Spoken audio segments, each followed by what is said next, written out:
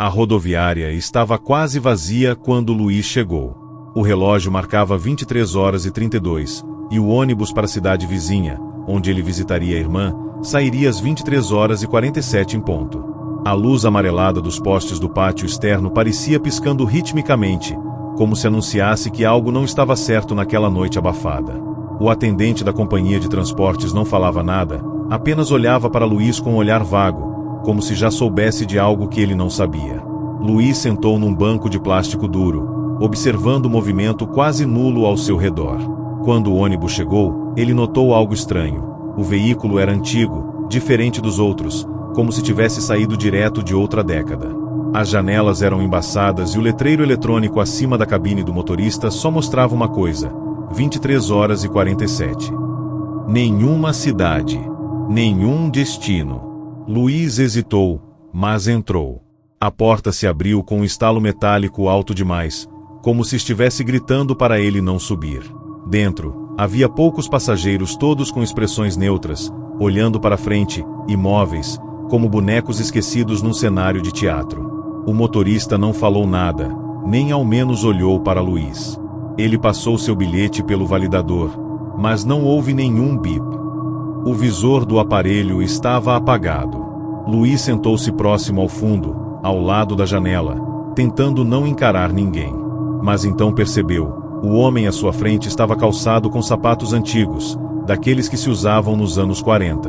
Uma senhora, 2 bancos à frente, usava um vestido que parecia saído de um filme em preto e branco. E o mais perturbador, ninguém parecia respirar. Nenhum som de fungada, tosse ou até mesmo o estalar do banco quando se mexiam. Era como se todos ali estivessem paralisados. A viagem começou. O motor roncou como um lamento, e o ônibus partiu em silêncio. Lá fora, Luís não reconhecia nada. Não havia placas, casas ou qualquer tipo de civilização, apenas uma estrada cercada por árvores retorcidas e sem folhas. A escuridão era tão densa que parecia uma parede líquida cercando o veículo. Luís começou a se sentir tonto. O ar estava pesado, cheirando a mofo e ferro velho. Ele olhou pela janela e viu seu reflexo, mas havia algo errado. Seu reflexo se movia com atraso, e por um momento, piscou para ele. Luís se virou bruscamente, encarando os outros passageiros. Ainda imóveis. Ainda olhando para a frente. Uma sensação de pânico tomou conta. Tentou se levantar, mas suas pernas estavam trêmulas. E foi nesse instante que percebeu: o banco em que estava sentado tinha uma mancha escura, como sangue ressecado. O ônibus não parava. Não diminuía. Luís decidiu ir até o motorista. Passou pelos passageiros, um a um, sentindo como se eles o observassem sem virar o rosto. Quando chegou à frente, tocou no ombro do motorista. O homem não reagiu. Luís tentou olhar seu rosto pelo espelho retrovisor. Não havia rosto. Era uma sombra escura onde os traços deveriam estar. Assustado, ele recuou. O pânico agora era físico. Voltou correndo ao seu banco, mas ele não estava mais lá. Os assentos pareciam ter mudado de lugar. Os passageiros, agora, estavam olhando diretamente para ele. Todos. Em silêncio absoluto. Olhares vazios, como se soubessem quem ele era, o que ele havia feito e o porquê de estar ali. Então uma das mulheres levantou. A senhora do vestido antigo. Ela andou até Luís, com passos secos e mecânicos. E sussurrou algo em seu ouvido: agora é a sua vez. A senhora pegou sua mão e, de repente, Luís não estava mais no corredor do ônibus. Estava em um corredor escuro, cercado por janelas com cortinas fechadas, como se estivesse em um casarão antigo. Vozes sussurravam seu nome, vindas de todos os lados. Ele tentava correr, mas o chão parecia grudento, como se mãos invisíveis tentassem puxá-lo para baixo. Quando finalmente chegou ao fim do corredor, abriu uma porta, e estava de volta ao ônibus. Só que agora, vazio. Completamente vazio. Nenhum passageiro. Nenhum motorista. Apenas ele, e uma mala vermelha colocada no banco onde ele estava antes. Luiz abriu a mala. Dentro, havia roupas suas, fotos antigas e uma carteira de identidade com a foto dele. Mas o nome era outro. E a data de nascimento indicava que ele tinha morrido há 15 anos. Luiz gritou, mas sua voz não saiu. E pela janela, algo se aproximava correndo pela estrada. Algo com o rosto borrado. Quando a figura finalmente alcançou o ônibus, a porta se abriu sozinha. Era um homem. Ou, ao menos, a silhueta de um. Vestia o mesmo que Luiz. Tinha a mesma altura. Mas seu rosto era como um reflexo distorcido no espelho quebrado. Ele subiu os degraus sem pressa e sentou exatamente onde Luiz estava antes. Foi só então que Luiz percebeu que ele estava do lado de fora, olhando para dentro. Preso. Batendo no vidro, tentando entrar de volta. O ônibus ligou o motor e partiu. Mas desta vez, com o reflexo no banco e ele, Luiz, do lado de fora, esquecido na beira da estrada, numa noite eterna que nunca amanhecia. A rodoviária nunca soube de nenhum ônibus às 23h47. A câmera de segurança apenas mostrava Luiz sentado no banco e desaparecendo do nada. Dizem que, até hoje, quem embarca num ônibus vazio e antigo, tarde da noite, corre o risco de nunca mais voltar. Porque alguns destinos não estão nesse mundo.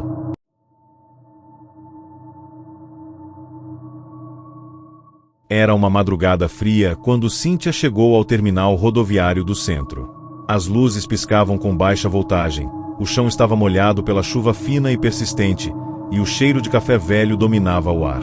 Ela havia perdido o último ônibus comum para casa e a única alternativa era pegar o Corujão 196, um ônibus noturno que passava apenas uma vez ao dia sempre às 3h13 da manhã.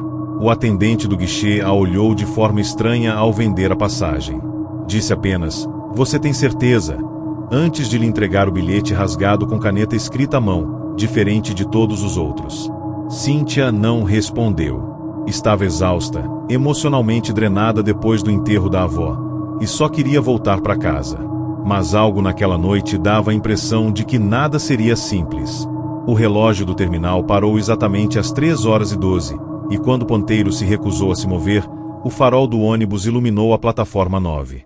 O ônibus era preto fosco, sem logotipo da empresa, e com os vidros escurecidos, impossíveis de ver por dentro. A porta se abriu devagar, como se o veículo estivesse vivo e respirando. Cíntia hesitou por um segundo, mas entrou. O motorista usava um boné abaixado que cobria completamente o rosto, e o uniforme não tinha crachá. Ele apenas apontou para o fundo do ônibus, sem dizer uma palavra.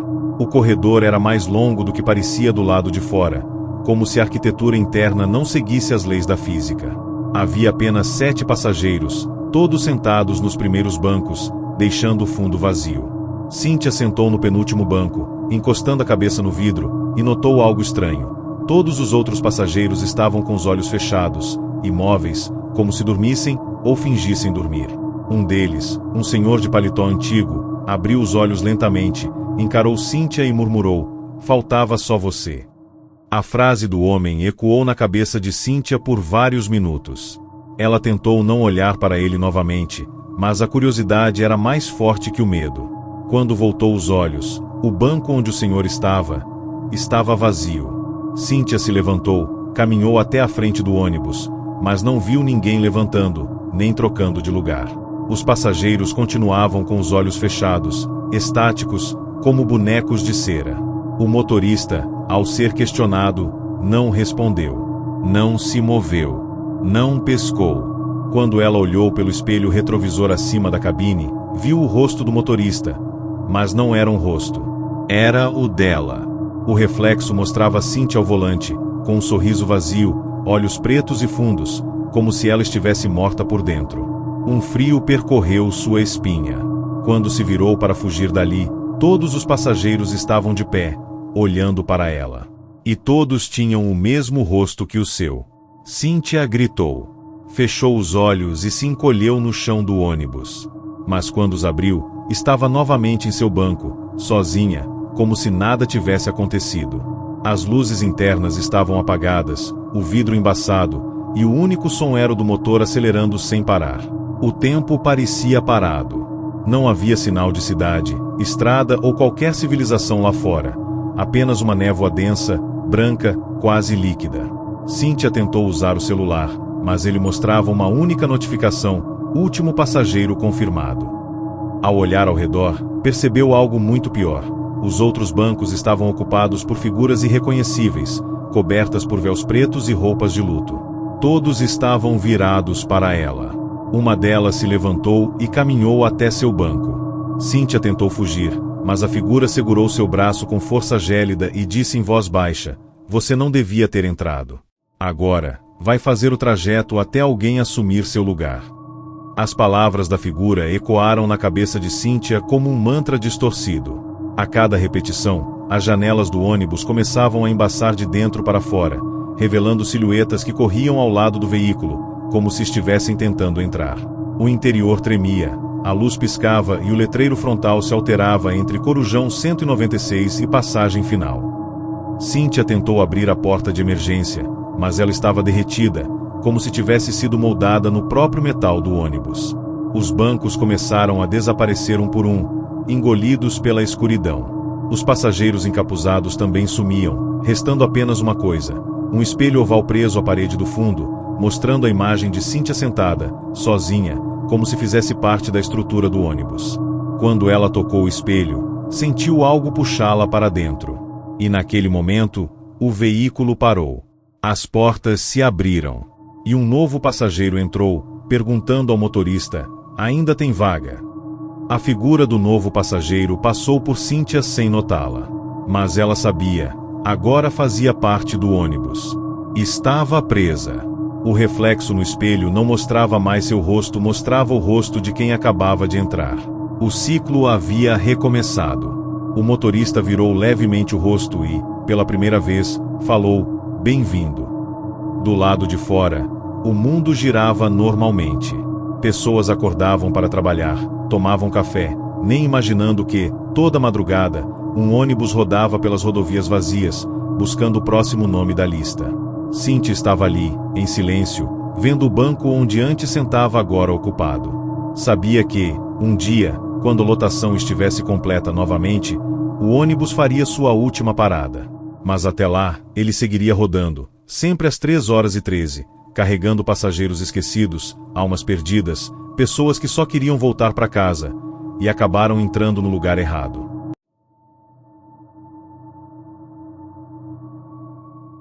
Era madrugada quando Rodrigo embarcou no ônibus interestadual com destino a Porto Alegre. A viagem prometia ser longa, mais de 8 horas, cruzando estradas vazias e cidades apagadas. Ele havia escolhido o último horário disponível, apenas para economizar. O ônibus era mais novo que o comum, com ar-condicionado forte e iluminação suave nos corredores. Ao entregar sua passagem ao fiscal, foi direcionado ao assento 17A, junto à janela. Ao se sentar, Rodrigo notou que o banco estava mais gelado que os outros, e o estofado parecia molhado. Mas não quis causar cena. Apenas encostou e colocou os fones de ouvido. A viagem começou tranquila, com poucos passageiros, todos cansados demais para conversar. Só que, poucos minutos depois de sair do terminal, o ônibus passou por um túnel estranho, longo, escuro, muito mais do que o normal. Quando saiu do outro lado, Rodrigo percebeu.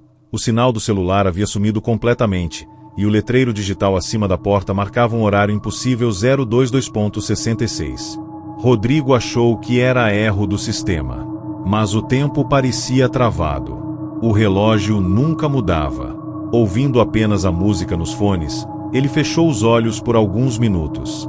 Quando acordou, percebeu que o ônibus não havia avançado nada. A paisagem da janela era a mesma, uma estrada cercada de árvores secas, com postes de luz tortos que pareciam repetir em padrão. Ele se inclinou para olhar os outros passageiros e viu algo estranho. Todos estavam sentados exatamente na mesma posição de antes, sem mover um músculo. Alguns tinham os olhos abertos, mas imóveis, como se estivessem em transe. O coração de Rodrigo começou a bater mais forte. Tentou chamar o motorista, mas quando chegou à cabine, Não havia ninguém ao volante. O ônibus se movia sozinho, como guiado por uma força invisível. E foi ali que viu, refletido no vidro da frente, uma figura sentada no assento 17A, exatamente onde ele estava. Mas não era ele. Rodrigo recuou, olhando para trás, mas seu banco estava vazio. Sentiu o chão se mover sob seus pés, como se o ônibus estivesse respirando. Voltou correndo ao assento, e ao se sentar, teve uma vertigem intensa. Tudo escureceu por alguns segundos. Quando recobrou a visão, os passageiros estavam diferentes. Os rostos haviam mudado. Não eram as mesmas pessoas. Alguns pareciam mortos. Outros, em decomposição. E todos usavam roupas antigas, como se fossem de outra época. Rodrigo tentou levantar, mas estava preso. Suas pernas não se mexiam. Um passageiro do outro lado do corredor virou a cabeça lentamente e falou, com a voz arrastada: "Você não devia ter escolhido o 17A." Rodrigo tentou entender o que estava acontecendo, mas a cada vez que fechava os olhos, acordava de novo no mesmo ponto da estrada. A mesma curva. A mesma sequência de postes. A mesma marcação no relógio digital, 0266. Com o passar do que pareciam horas ou dias, Rodrigo tentou de tudo para sair do ônibus. Tentou quebrar janelas, gritar, pular em movimento. Nada funcionava. Sempre que saía do assento, tudo reiniciava. Era como um loop eterno, um pesadelo sem fim. E o mais assustador, cada vez que voltava, algo nele estava diferente. Primeiro, foi a voz. Depois, o formato das mãos. Até que um dia, ao olhar no espelho do banheiro do ônibus, Rodrigo viu outro rosto que não reconhecia, mas que parecia vagamente familiar. Começou a perceber que estava se tornando parte do ônibus, como se o veículo o estivesse absorvendo. Lembrou da sensação molhada do banco. Lembrou da figura que havia visto sentada ali quando foi à cabine. Era ele mesmo, mas em outra forma. Em outro ciclo. O assento 17A não era comum. Era uma armadilha.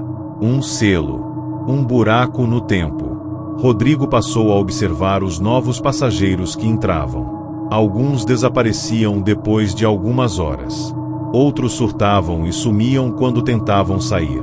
A única constante era o banco 17A. Ele percebeu que, em alguns ciclos, ele não estava mais sentado lá. Alguém novo ocupava o lugar, e então ele se tornava parte dos outros passageiros, os imóveis, os paralisados, os deformados. Certa vez, ele viu um menino pequeno sendo colocado no 17A por engano. Tentou gritar, mas sua boca não se movia. Assistiu a criança ser puxada pela cadeira, como se o banco tivesse tentáculos invisíveis. No ciclo seguinte, o menino estava entre os passageiros mortos. Rodrigo entendeu que não havia como sair. Apenas uma chance existia: convencer outro a se sentar ali. O banco era uma passagem. Um selo que precisava ser preenchido. Sempre. Na última vez que o ônibus parou, um novo passageiro embarcou. Era uma mulher jovem, mochila nas costas, exausta, com a passagem na mão. O motorista, agora um vulto sem rosto, apenas apontou: "Assento 17A." Rodrigo olhou para o banco e viu que estava vazio. Pela primeira vez em centenas de ciclos, ele estava livre. Mas hesitou. A mulher sorriu, agradeceu ao motorista e seguiu até o fundo do ônibus. Rodrigo a encarou com olhos fundos, quase suplicando para que ela parasse.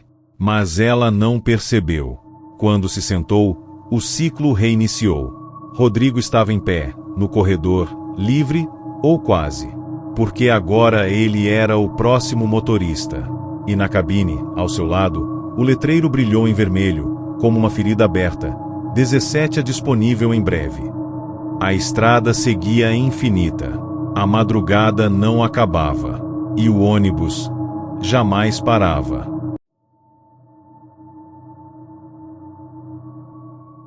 A primeira vez que Júlio pegou aquele ônibus foi por acaso. Perderá o trem. O carro havia quebrado e ele precisava voltar para casa de qualquer jeito. A mulher do guichê disse que um ônibus extra sairia às 4h04 da manhã, apenas naquela noite. Era uma linha rara, não aparecia nos aplicativos, e a passagem era escrita à mão, como se fosse um improviso. O veículo estava na plataforma 13, meio escondido atrás de outro ônibus maior. Quando Júlio se aproximou, percebeu que o número do ônibus estava apagado. Só dava para ver a pintura antiga, desgastada, como se aquele veículo rodasse havia décadas. Ao entrar, o motorista apenas acenou com a cabeça. Os bancos estavam quase todos vazios. Ele escolheu um perto da frente e encostou a cabeça no vidro. O barulho do motor deu a partida, e a viagem começou. Mas Júlio nunca se perguntou por quê. Atrás dele, uma placa digital dizia: um passageiro a bordo. A viagem deveria durar pouco mais de 2 horas. Mas o tempo passava e o ônibus parecia não se aproximar de cidade nenhuma. A paisagem externa não mudava. Árvores escuras, chão coberto de névoa, postes repetidos. O sinal do celular caía e voltava, mas não havia rede. Nenhum aplicativo funcionava. Apenas o relógio, que havia travado em *4H04**. Júlio começou a notar outras coisas estranhas. O espelho retrovisor mostrava fileiras de bancos cheios de gente, mas quando ele virava para trás, não havia ninguém. O letreiro sobre a porta agora dizia: 2 passageiros a bordo. Júlio se levantou e caminhou pelo corredor. Checou todos os bancos. Estavam vazios. Voltou para o lugar, inquieto. O motorista, com olhos fixos na estrada, não dizia uma palavra. E então veio o primeiro susto. Júlio sentiu um bafo quente no pescoço, como se alguém tivesse respirado bem próximo dele. Mas atrás dele, não havia nada. As luzes internas começaram a piscar. Júlio apertou o botão de parada, mas nada aconteceu. Tentou falar com o motorista, que respondeu apenas com um sorriso estranho, como se estivesse ouvindo outra coisa. Quando voltou ao seu lugar, a placa digital agora dizia: 3 passageiros a bordo. Júlio sentiu a pressão no ar mudar, como se outra presença realmente estivesse no ônibus. Tentou ignorar, mas sons começaram a surgir.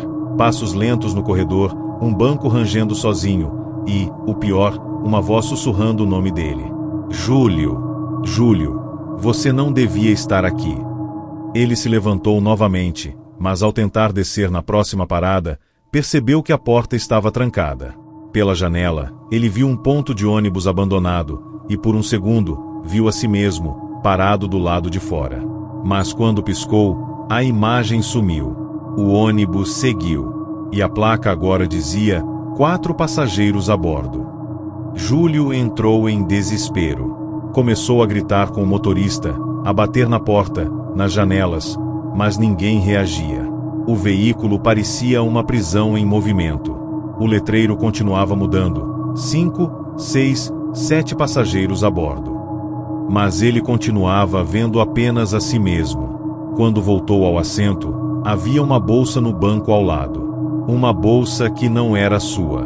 Dentro, havia uma carteira com documentos de uma mulher chamada Cláudia. Júlio a reconheceu. Ela havia desaparecido meses antes, em um caso que saiu nos jornais. Era como se o ônibus fosse um purgatório para pessoas esquecidas. Pessoas que pegaram caronas erradas. A cada minuto, ele sentia o banco mais gelado. A cada curva, o mundo parecia mais desfocado. No vidro, a neblina agora formava palavras, frases como "eles estão vindo e você é o último". E mesmo assim, a placa sobre a porta continuava aumentando: 11 passageiros a bordo. Júlio percebeu que não estava apenas preso no espaço, estava preso no tempo. O relógio digital nunca mudava. As paradas eram ilusões. E os passageiros não apareciam como pessoas, mas como presenças. Vozes, suspiros, reflexos, espíritos. Ele começou a ver vultos pelos cantos dos olhos. A voz da Cláudia o chamando. Depois, vozes de outros nomes que ele não reconhecia, mas que pareciam saber tudo sobre sua vida. O banco onde sentava começou a se transformar. A espuma rasgava sozinha, expondo metal e tecidos manchados. Quando olhou para baixo, viu que seus pés já não tocavam o chão, estavam afundando no assoalho do ônibus. Tentou se levantar, mas era como se estivesse sendo sugado. E a placa dizia: 19 passageiros a bordo. Ele gritou com todas as forças. Um último impulso. Conseguiu se soltar e correr até o fundo do ônibus. Lá havia uma porta, que ele nunca tinha visto antes. A porta no fundo do ônibus era de madeira, antiga, como saída de uma casa antiga. Ao abri-la, Júlio não encontrou a rua, encontrou o mesmo ônibus. Mais outro. Idêntico. E dentro dele, havia um único passageiro, ele mesmo. Mais jovem. Sentado no mesmo banco. Com a mesma mochila. Era o dia em que ele pegou o ônibus pela primeira vez. O ciclo havia se reiniciado.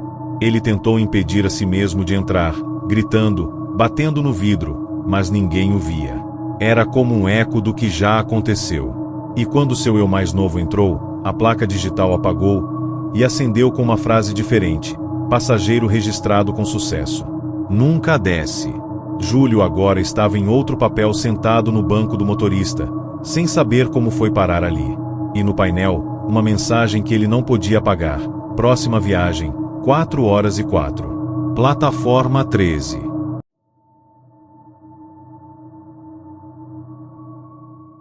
Daniel sempre voltava do trabalho pegando a mesma linha de ônibus, sentido bairro industrial. Era um trajeto sem surpresas, que ele fazia há anos sem nunca prestar atenção em detalhes. Mas naquela noite, algo parecia fora do lugar. Ao chegar ao ponto, o letreiro mostrava um ônibus diferente, terminal fim de linha. Ele nunca ouvirá falar desse itinerário, mas o número do coletivo era o mesmo da linha habitual. Achou que fosse uma atualização do sistema e subiu. O motorista estava com o rosto coberto por um pano sujo, como se escondesse alguma deformidade, mas Daniel não quis encarar. Ao passar a catraca, percebeu que o bilhete foi aceito sem nem mesmo ser encostado. O validador apenas apitou sozinho. O interior do ônibus estava mais escuro que o comum, com bancos gastos e janelas totalmente embaçadas. Ainda assim, ele se sentou e seguiu a rotina. Fones nos ouvidos, cabeça encostada no vidro. Só percebeu o erro quando olhou em volta e viu que todos os passageiros estavam usando máscaras idênticas à do motorista. No início, pensou que fosse alguma pegadinha, talvez uma brincadeira bizarra ou protesto. Mas ninguém se movia. As máscaras eram brancas, lisas, sem olhos nem boca. Os passageiros estavam imóveis, todos sentados com a cabeça virada levemente para baixo, como se estivessem dormindo ou esperando algo. O ônibus entrou em um túnel que Daniel não reconhecia. Um túnel longo demais. Tão longo que ele tirou os fones para escutar melhor. E se arrependeu. Dentro do túnel, o som do motor desapareceu. No lugar, vinham vozes baixas, como se centenas de pessoas murmurassem em línguas antigas, dentro da cabeça dele. Daniel olhou para o letreiro interno e o viu mudar. Agora exibia a frase: faltam 11 nomes. Ele se levantou, tentando chamar o motorista, mas uma das máscaras, ainda imóvel, virou lentamente para ele sem mexer o corpo, só o rosto. E atrás da máscara, não havia nada. Daniel correu para a porta de emergência, mas o botão não funcionava. Tentou quebrar o vidro, mas o material parecia borracha sólida. Sem escapatória, ele voltou ao corredor central e percebeu que o número do letreiro havia mudado de novo. Agora dizia: faltam 10 nomes. Ele passou a contar os passageiros e se deu conta de algo alarmante. Cada vez que o número diminuía, uma das máscaras desaparecia. Como se alguém tivesse sido absorvido.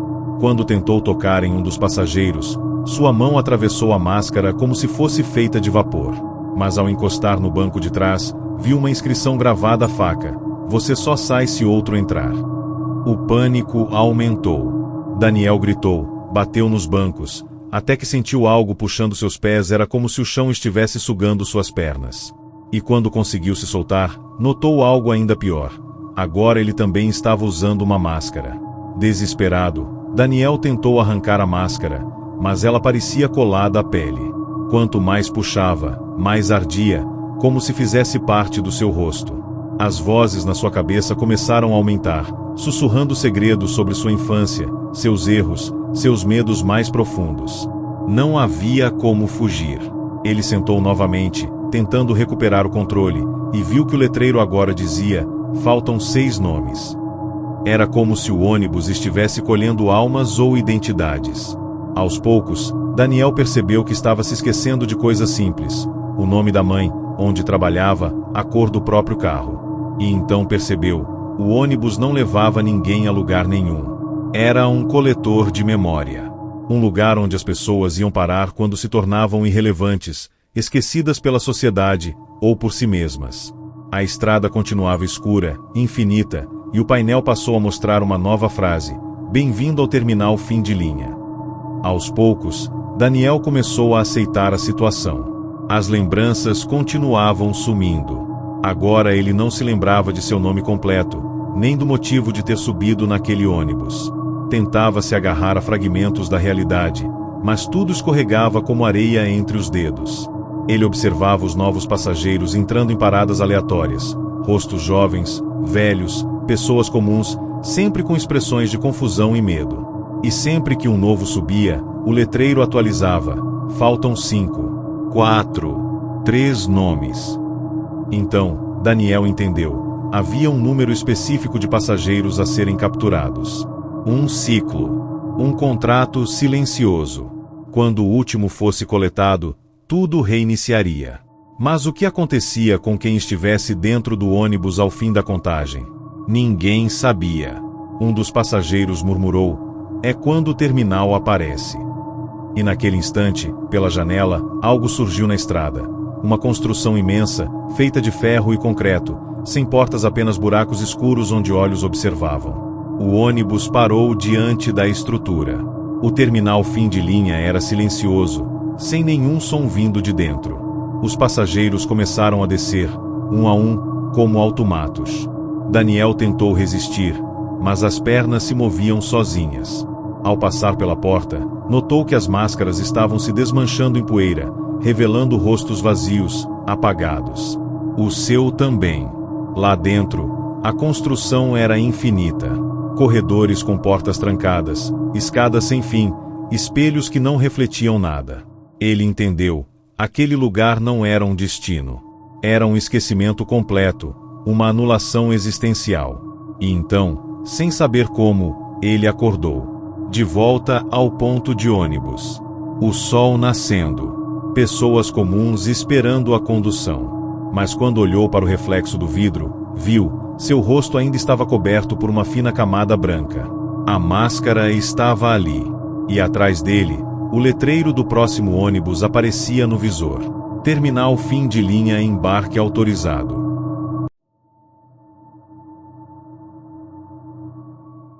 Aline nunca usava ônibus à noite. Mas naquele dia, depois de uma briga com o noivo e o celular descarregado, ela não tinha alternativa. O próximo veículo partiria a 1h01 da madrugada, da plataforma 11. Um homem com uniforme antigo vendia os bilhetes em uma cabine de madeira que não estava ali de manhã. Ao comprar a passagem, ele apenas disse: "Essa é a última rota da noite. Não perca o ponto". O bilhete era carimbado com tinta preta, não havia destino, apenas a palavra retorno. O ônibus chegou exatamente no horário. Era diferente de qualquer outro que Aline já tivesse visto, comprido demais, com janelas foscas e um único farol aceso, que piscava como se fosse um olho. O motorista não falou nada, apenas abriu a porta com um estalo seco. Havia poucos passageiros. Aline se sentou no meio, próximo à janela. Assim que encostou a cabeça, sentiu o vidro vibrar levemente, como se o ônibus respirasse. Aline notou que o ambiente interno não combinava com o exterior. As luzes tinham tom azulado, e os bancos pareciam de épocas diferentes, uns de couro antigo, outros modernos, como se tivessem sido trocados aleatoriamente. Ela tentou puxar conversa com o homem ao lado, mas ele apenas sussurrou: "Se você se levantar antes da hora, ele vai saber". Ela riu nervosa, achando que era brincadeira. Mas o ar no veículo parecia mais pesado a cada minuto. O letreiro eletrônico mudou de retorno para recolhimento de passageiros. A estrada lá fora era sempre a mesma, mata fechada, sem iluminação. Aline olhou para os outros passageiros. Muitos encaravam o nada, outros tremiam discretamente. Uma senhora rezava com os olhos abertos. E foi então que ela viu, um dos passageiros, sentado no fundo, começou a se dissolver. Lentamente. Como se fosse engolido pelo banco. Quando sumiu por completo, o letreiro mudou novamente. Próximo. O desespero se instalou. Aline tentou chamar o motorista, mas não havia ninguém ao volante. O banco estava vazio. E mesmo assim, o ônibus seguia seu trajeto. Quando tocou na porta de saída, ouviu um zumbido alto, seguido de uma voz metálica ecoando pelos alto-falantes. Passageira ativa detectada. Manter na rota. Ela recuou, tremendo. Tentou usar o celular, mas a tela piscava com imagens de pessoas que ela nunca viu. Rostos deformados, rostos em pânico, rostos que pareciam gritar de dentro do visor. Quando voltou ao assento, ele estava mais fundo, como se tivesse afundado no piso. E, ao seu lado, um novo passageiro havia surgido. Usava um terno antigo, mas seu rosto era familiar. Muito familiar. Era seu pai, morto há 12 anos. Ele a olhou com olhos apagados e murmurou: "Não se levante. Ainda não é a sua hora. Mas se você ficar, ele vai te assumir." Ela tentou tocá-lo, mas sua mão atravessou como fumaça. Aline começou a ouvir sussurros vindos de dentro do próprio ônibus. Vozes antigas, misturadas com ruídos de rádio, como se memórias esquecidas estivessem sendo transmitidas. Ao olhar para o teto, viu nomes sendo formados por manchas de mofo: Júlio, Rodrigo, Cláudia, Daniel, entre tantos outros. Todos os nomes mencionados nas histórias que ela já ouvirá, histórias de desaparecimentos sem solução, passageiros que nunca chegaram aos seus destinos. E então ela entendeu: o ônibus não era um veículo comum. Era uma entidade. Um ser que se alimentava de presença, de identidade, de memória. Cada passageiro que aceitava a viagem passava a fazer parte dele. Os bancos não eram apenas assentos, eram vasos funerários. Receptáculos para almas em transição. O relógio digital marcava 0 hora, travado. E pela janela, tudo começou a mudar. A paisagem se transformava em uma mistura de cidades abandonadas, rotas desconexas, imagens de rodoviárias inexistentes. Era o reino dele. Aline tentou lutar contra o ônibus. Quebrou uma das janelas com os pés, mas do outro lado não havia estrada, havia um espaço escuro, profundo, repleto de olhos vermelhos. O vento que entrou trazia cheiro de carne queimada e ferro enferrujado. Um dos passageiros levantou e gritou, tentando pular. Assim que encostou na borda, o teto se fechou como uma mandíbula, engolindo com estalos secos. Aline correu para o fundo, onde encontrou uma porta metálica, com uma inscrição riscada: "Última chance, escolha o próximo." Lá dentro, havia uma cadeira de motorista. Vazia. Um painel piscava com luzes vermelhas, aguardando uma nova condução. A voz no alto-falante retornou: "Aceite o lugar. Assuma a direção. E a próxima alma será poupada." Aline hesitou. Lá fora, o letreiro agora dizia: "Última rota motorista indefinido." Ela sentou na cadeira. As luzes do painel se acenderam. O volante se moldou às suas mãos. E, pela primeira vez, o ônibus parou. A porta se abriu numa cidade pequena, silenciosa, com um único ponto de ônibus. Um jovem entrou, sonolento, carregando uma mochila. Olhou para Aline, agora com o uniforme cinza escuro da empresa de transporte. Ela apenas sorriu e disse: "Escolha qualquer assento, menos o 11D." O rapaz riu, achando que era brincadeira. Mas ela sabia. Sabia que agora era parte do ciclo. Condenada a dirigir aquele ser até que outra alma tomasse seu lugar. O letreiro mudou para a rota iniciada. Os faróis se acenderam. A estrada se abriu como uma garganta. E o mundo esqueceu mais um passageiro. A câmera de segurança da rodoviária jamais registrou a chegada do ônibus. Apenas um banco vazio, e o som distante de um motor que não pertence a este plano. Dizem que, se você estiver sozinho na madrugada, e um ônibus silencioso se aproximar com um letreiro escrito "Retorno", pense 2 vezes. Porque algumas rotas não têm volta.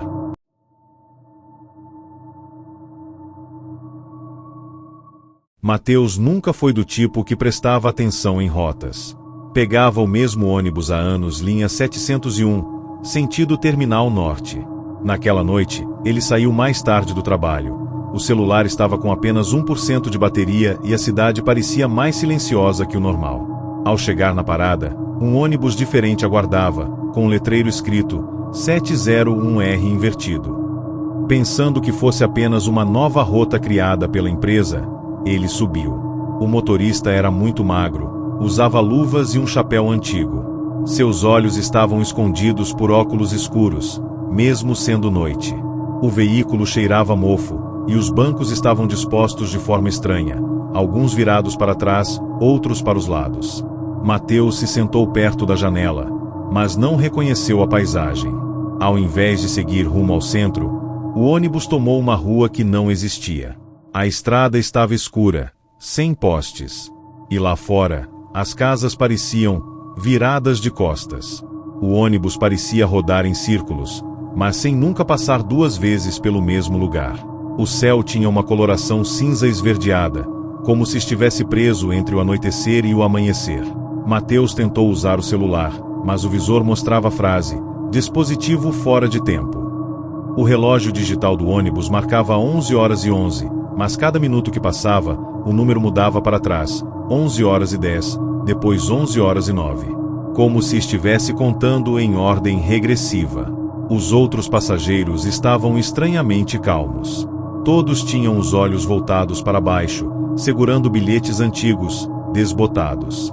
O silêncio dentro do ônibus era tão profundo que dava para ouvir o próprio coração batendo. Mateus se levantou para perguntar ao motorista sobre o trajeto, mas o homem o ignorou completamente. No espelho retrovisor, o reflexo de Mateus mostrava algo perturbador. Ele estava envelhecido. Os cabelos grisalhos, o rosto cansado, como se já estivesse naquele ônibus há décadas. Mateus correu até a porta traseira, tentou forçar a saída, mas ela não se movia. Estava selada, sem mecanismo visível. Ao voltar para o corredor, os passageiros estavam todos em pé, em silêncio, olhando para ele. Nenhum dizia nada. Nenhum piscava. Apenas observavam. O letreiro interno mudou novamente. Cidade invertida, chegada estimada, menos 15 minutos. Mateus, em pânico, se sentou de volta, ofegante. O vidro ao lado agora mostrava uma paisagem bizarra, prédios ao contrário, árvores com as raízes para cima, postes pendendo do céu. Um mundo que parecia um reflexo distorcido da realidade. O nome Cidade Invertida ecoava na mente dele, mesmo sem ninguém dizer em voz alta. Aos poucos, ele começou a perceber uma dor estranha nas costas, como se estivesse sendo puxado por dentro. O banco sob ele começou a girar lentamente, até que ficou completamente virado para trás. Quando olhou de novo para os passageiros, todos os rostos eram idênticos ao dele. A consciência de Mateus começou a falhar. A cada nova parada, ele via imagens de si mesmo entrando no ônibus, versões diferentes, com roupas antigas ou até mesmo ensanguentadas. A memória se embaralhava. Já não sabia mais de onde vinha, nem para onde ia.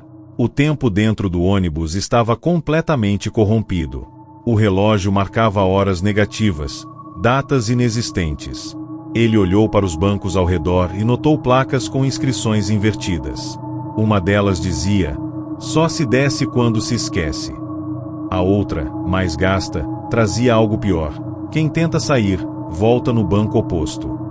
Em um último impulso de lucidez, Mateus tentou quebrar a janela com a mochila, mas tudo o que conseguiu foi um reflexo distorcido dele mesmo, sorrindo do outro lado do vidro. Na tentativa de escapar, tropeçou e caiu no corredor. Quando se levantou, o ônibus já estava vazio. Apenas ele, o motorista, e o som constante da rotação invertida do motor. O letreiro agora dizia, Cidade Invertida, porta aberta para a transição. Uma névoa espessa começou a invadir o veículo pelas frestas do chão. Mateus se aproximou da porta da frente, que abriu lentamente, revelando uma estação sem placas, sem pessoas, sem som. Apenas um letreiro piscando no alto. Fim da rota. Reintegração. Ao descer, o mundo parecia feito de espelhos rachados. As construções emitiam zumbidos, como se estivessem vivas. Ao caminhar alguns passos, Mateus percebeu que não estava mais em seu corpo. Era como se estivesse assistindo a própria vida de fora. Viu flashes do passado, momentos distorcidos, conversas refeitas com falas trocadas. Tudo estava sendo reconstruído ao avesso. A cidade inteira era uma fábrica de realidades invertidas. E ele era apenas mais um arquivo corrompido que o ônibus trouxera para dentro do sistema. A última coisa que ouviu antes de desmaiar foi a frase: "Nova versão aceita. Passageiro integrado." Quando Mateus abriu os olhos, estava sentado em um banco de praça. O céu era laranja, as pessoas caminhavam de costas, e o relógio da torre girava ao contrário. Ele tentava falar, mas sua voz saía ao avesso, como se falasse do fim para o começo. Pegou um jornal no chão. A manchete dizia: "Ônibus da rota invertida capta mais um entre as dobras do tempo." Ao seu lado, um homem com chapéu antigo se aproximou e estendeu um bilhete novo. Mateus leu em voz baixa: "Parabéns, você voltou. Mas não para o mesmo lugar." Ao tentar fugir, percebeu que a cidade estava fechada em Looping. Não havia saída. Nenhuma estrada. Nenhum terminal. Apenas o ponto de ônibus e um novo letreiro se acendendo na penumbra. Próxima partida: 701R. Um novo reflexo será embarcado. Mateus sentou no banco, sem saber se ainda era ele mesmo. Porque a única certeza era uma só: quem embarca na rota invertida nunca volta igual.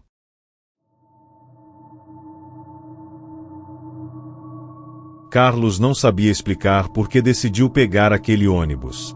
Já passava da meia-noite quando sentiu um impulso estranho de caminhar até o terminal Alto das Pedras, uma estação antiga, quase desativada. Ao chegar, encontrou um único ônibus parado na última plataforma. Não havia catraca, fiscal ou motorista visível. No letreiro, escrito em letras vermelhas, lia-se: "Coletivo das Três Cruzes, somente ida." Curioso, Carlos subiu. O interior era abafado, com um cheiro metálico e bancos de madeira. Já havia outros passageiros, todos com roupas escuras e olhos fundos, como se estivessem ali há muito tempo. Ninguém falava. Quando Carlos se sentou, sentiu uma dor aguda no ombro, como se tivesse sido furado por uma agulha. Um fio de sangue escorreu discretamente. No banco, havia uma pequena inscrição entalhada: "Oferecido." O ônibus deu partida sem som algum. Do lado de fora, o mundo parecia mais escuro que o normal. E lá no fundo do corredor, sentado ao lado da janela, alguém usava uma túnica branca e não tinha rosto. A cada curva, a estrada parecia mais estreita. As luzes externas foram desaparecendo até que tudo ficou escuro. Carlos tentava enxergar algo pela janela, mas tudo era uma massa preta, sem formas. Ao seu lado, os passageiros agora murmuravam orações em línguas que ele não reconhecia. O homem de túnica branca continuava imóvel, com a cabeça voltada para baixo. Mas o que mais chamou a atenção de Carlos foi o teto do ônibus. Nele, estavam penduradas pequenas cruzes de ferro, todas pingando um líquido grosso e escuro. Quando olhou para o chão, percebeu que as marcas de sangue escorriam para uma fenda entre os bancos, como se fossem drenadas para algum compartimento oculto. De repente, o veículo parou no meio do nada. A porta se abriu com um ruído seco. Lá fora, uma estrada de terra, com 3 cruzes gigantes fincadas no topo de um morro distante, iluminadas apenas por relâmpagos esporádicos. Um passageiro levantou, caminhou até a saída e desapareceu na escuridão sem emitir um som. Carlos não conseguiu segurar a angústia. Tentou perguntar a um dos passageiros o que estava acontecendo, mas foi ignorado. Quando tentou sair do ônibus, uma mão invisível o empurrou de volta. Sentiu-se paralisado. O letreiro interno piscou em vermelho. Ainda não chegou sua hora de oferecer. Cada vez que um passageiro desaparecia na escuridão, o ônibus parecia ficar mais pesado. As cruzes no teto chacoalhavam e batiam umas nas outras, produzindo um som perturbador. No espelho dianteiro, Carlos viu algo que o deixou gelado. O motorista tinha uma cabeça humana, mas costurada de trás para frente, com os olhos voltados para o interior do crânio. Ainda assim, guiava com precisão. Ele não falava.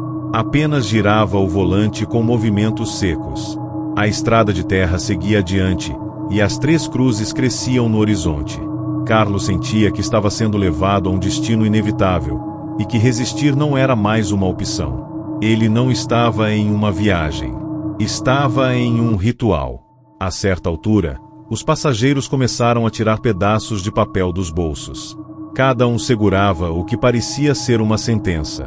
Palavras como culpa, traição, blasfêmia estavam escritas em letras vermelhas. Carlos olhou ao redor, confuso, até encontrar um envelope preso por baixo do seu assento.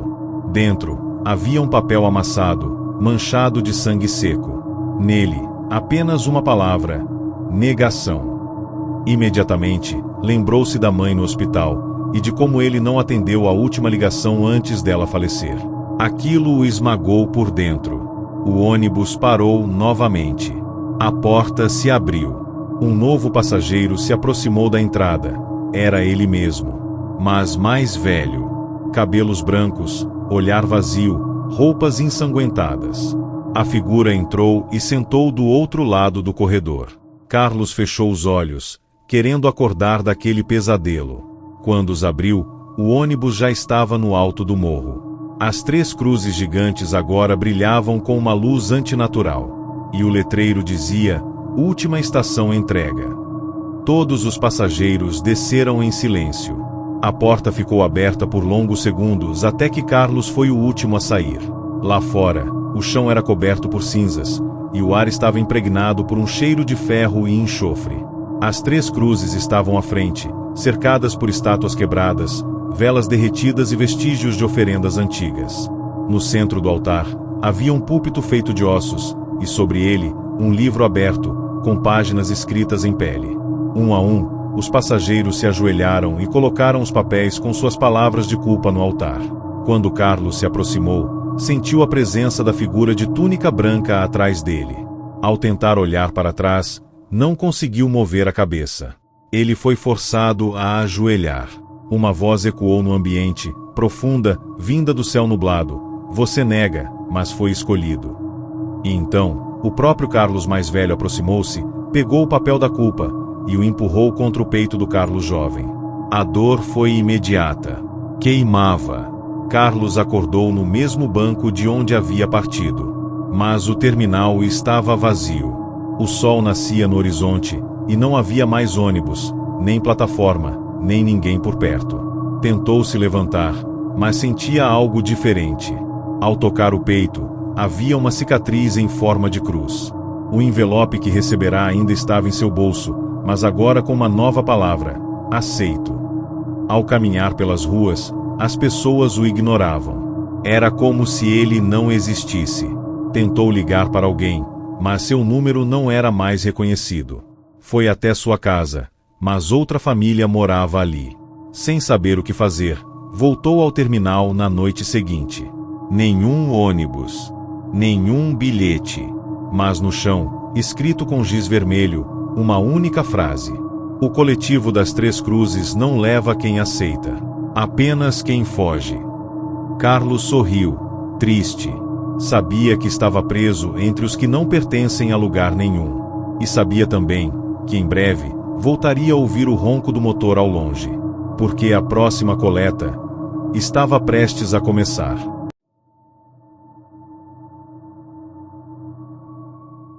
Rafael trabalhava à noite como segurança em uma biblioteca municipal. Saía sempre no mesmo horário, 4h40 da manhã, quando a cidade ainda dormia, e os primeiros ônibus começavam a circular. Naquela madrugada, ao chegar à parada da Rua Cânfora, viu um veículo diferente se aproximar. Era um modelo antigo, de cor azul desbotada, com um letreiro escrito em letras vermelhas: Linha D33, percurso interno. Pensou que fosse uma linha alternativa, ou um reforço das madrugadas. Quando subiu, notou que o motorista não estava ao volante. As portas se fecharam sozinhas. A roleta girou lentamente sem barulho, como se não houvesse resistência. O interior do ônibus estava vazio e limpo demais, como se nunca tivesse sido usado. Rafael hesitou, mas escolheu um banco ao fundo. O veículo deu partida de maneira suave, quase imperceptível. E antes mesmo da primeira curva, o letreiro interno se apagou. Em seu lugar, surgiu uma nova frase: você foi escolhido. As ruas da cidade estavam diferentes. Rafael percebeu que o ônibus seguia um trajeto que ele conhecia, mas com detalhes alterados. Prédios sumiam, árvores surgiam onde não havia nada antes, as placas de rua estavam em línguas que ele não compreendia. Quando tentou se levantar para falar com o motorista, viu algo estranho. O banco onde estava sentado havia mudado de forma. Agora parecia moldado ao seu corpo, como se tivesse sido esculpido para ele. Tentou mudar de lugar, mas as pernas não obedeceram. O ônibus fez uma curva lenta, e Rafael teve a nítida sensação de que o veículo estava contente. A luz interna aumentou, a estrutura metálica vibrava levemente, como se estivesse em êxtase. Então, o letreiro acima das janelas exibiu uma sequência de frases que o fizeram congelar. Sou feito de partes que amaram a estrada, de memórias que queriam se eternizar, de carne que aceitou virar trilho. Obrigado por continuar. Rafael começou a entender. Aquele ônibus era vivo, e ele estava sendo alimentado. Os bancos ao redor começaram a pulsar. Pareciam respirar. Um som baixo, como um suspiro coletivo, tomava conta do interior. Rafael forçou os braços e conseguiu se levantar por instinto. Quando se virou para a porta, ela já havia desaparecido. Em seu lugar, apenas uma parede metálica, com marcas de dedos impressas de dentro para fora. A janela também se transformará. O vidro agora mostrava imagens desconexas, momentos da vida de Rafael. Ele viu sua mãe na cozinha, um acidente de infância, um beijo antigo, e depois, uma imagem dele, entrando no próprio caixão. O ônibus se comunicava com ele, não por palavras, mas por memórias. Estava construindo um vínculo, absorvendo-o aos poucos. O letreiro voltou a se acender, com nova frase. Você está me ajudando a sonhar. Estou aprendendo a ser humano. Na poltrona da frente, uma forma começou a surgir, como se um passageiro estivesse sendo formado do nada. Carne, osso, cabelo. Rafael reconheceu. Era ele mesmo, mas com os olhos brancos. O clone sentado à sua frente começou a sorrir. Um sorriso largo demais, artificial. Quando abriu a boca, uma voz duplicada saiu dali. Você não precisa mais existir como antes. Eu posso continuar por nós. Rafael recuou, encostando-se na lateral do ônibus, que agora estava quente, pulsando. O chão vibrava como um coração. O veículo estava se transformando a cada segundo, cada vez mais orgânico, menos mecânico. Rafael gritou por ajuda, mas o som foi engolido. A resposta apareceu direto no visor, como se o ônibus estivesse lendo seus pensamentos. Eles aceitaram antes. Eles resistiram depois. Você está entre o sonho e o motor.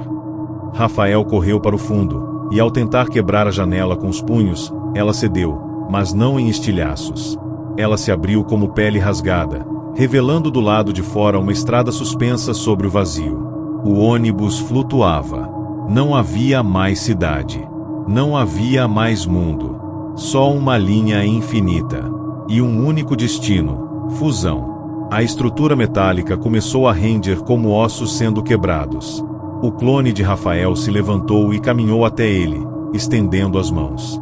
O rosto começou a mudar, se desfazendo em traços de outras pessoas: homens, mulheres, idosos, crianças.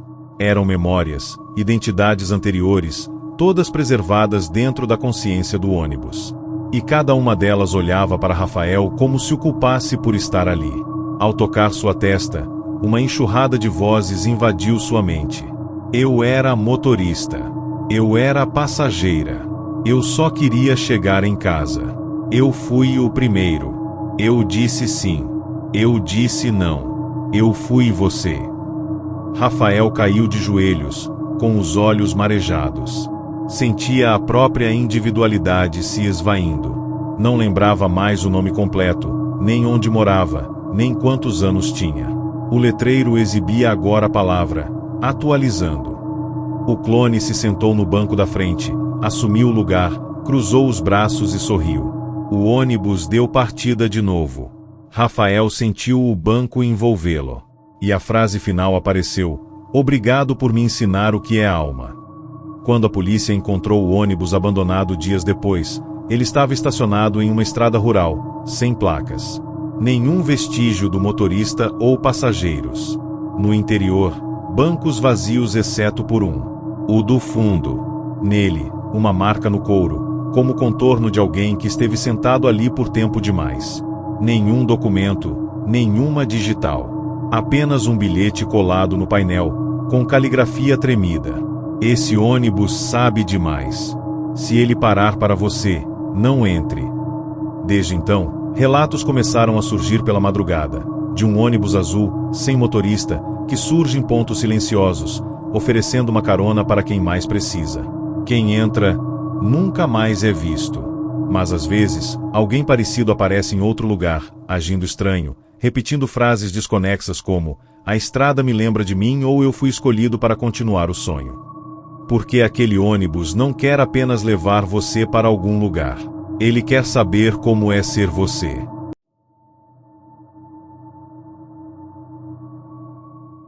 Henrique trabalhava com restauração de imagens para um pequeno museu no interior de Minas Gerais.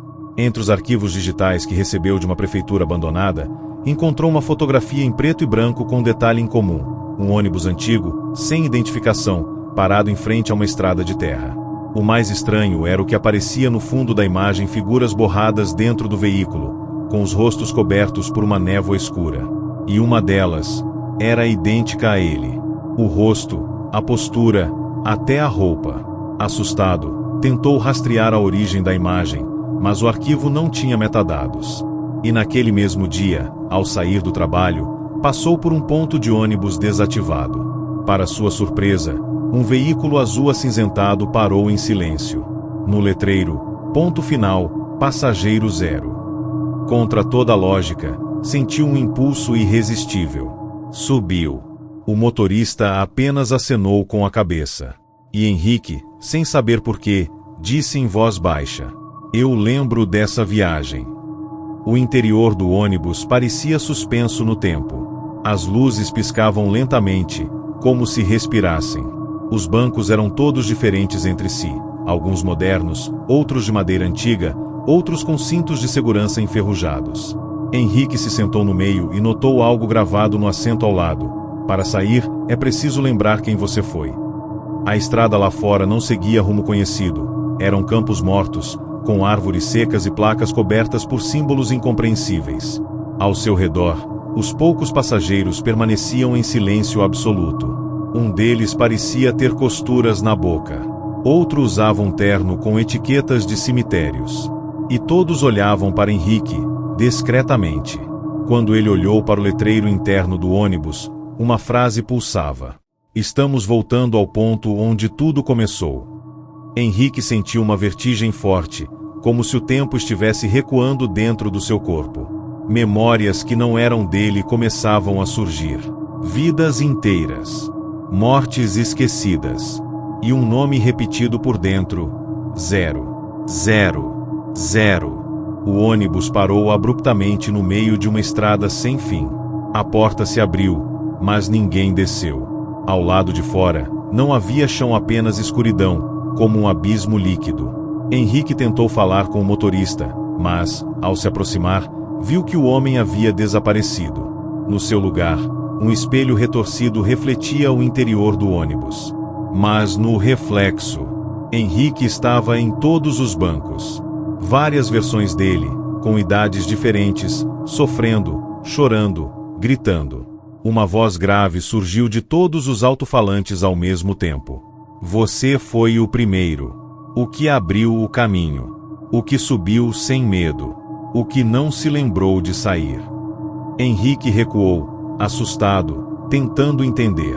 O letreiro interno agora girava rapidamente, mostrando datas antigas: 1986, 1974, 1931, como se o ônibus estivesse voltando por décadas. De repente, tudo parou. Uma tela desceu do teto, exibindo um vídeo antigo, uma câmera em primeira pessoa, alguém subindo em um ônibus vazio, e ao se virar para o reflexo da janela, lá estava Henrique, sorrindo. Ele havia feito essa viagem antes. inúmeras vezes, e esquecido em todas. Henrique percebeu que os bancos ao seu redor estavam se desfazendo em pó. A estrutura do ônibus os absorvia, reciclando matéria e memória.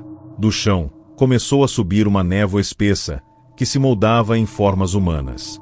Vozes sussurravam: "Você nos trouxe. Você abriu a estrada."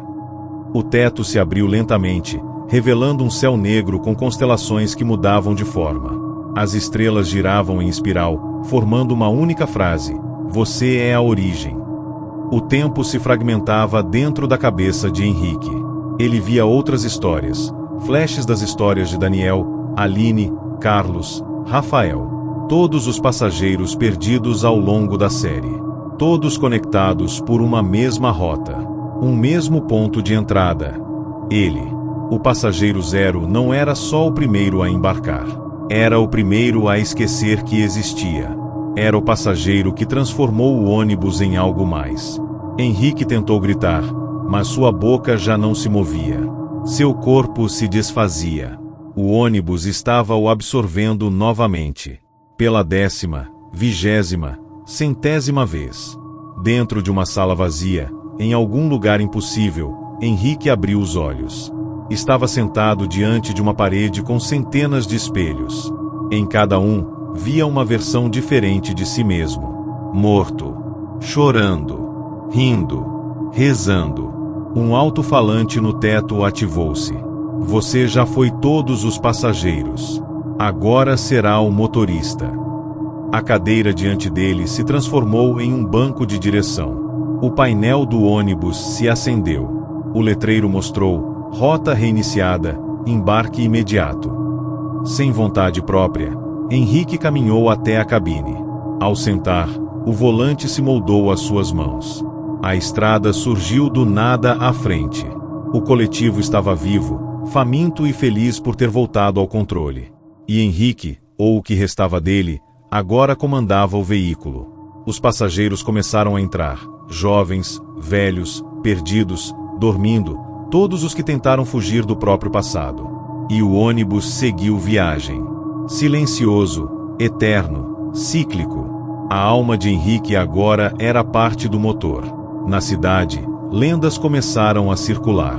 Sobre um ônibus que aparece em madrugadas chuvosas, sem letreiro visível, com janelas foscas e um motorista que nunca olha nos olhos de ninguém. Alguns dizem que, se você subir nesse ônibus, será levado a um lugar onde o tempo para, onde você vê todos os seus erros e é forçado a repeti-los até esquecer quem é. Outros falam que o veículo é uma punição para aqueles que fugiram da própria consciência. Mas há quem acredite que ele não é apenas uma maldição. É um ciclo, um espelho da alma humana, um reflexo do que cada um tenta esconder. E o passageiro zero ainda dirige, em silêncio, esperando alguém que possa substituí-lo. Alguém que aceite ser a origem de tudo. E enquanto isso não acontece, o ônibus segue rodando, rodando, rodando, por dentro de cada cidade, de cada madrugada, de cada escolha que alguém tenta esquecer.